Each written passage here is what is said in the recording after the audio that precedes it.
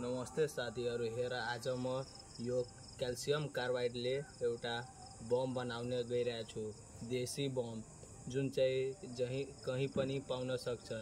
जस्तै यो देशी बम हो, योमा बढी खर्चा लाग्दैन। जस्तै एउटा बोतल चाहियो र यो क्याल्सियम कार्बाइड हार्डवेयरको पसलमा पाइन सक्छ।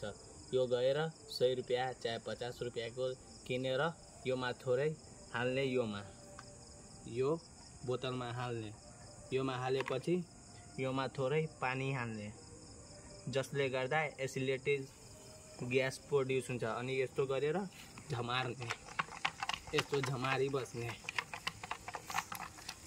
झमारेर जब योमा ग्यास प्रोड्युस भएपछि यसलाई फेरि बाहिर निकाल्ने। निकालेपछि योमा यसो लिने,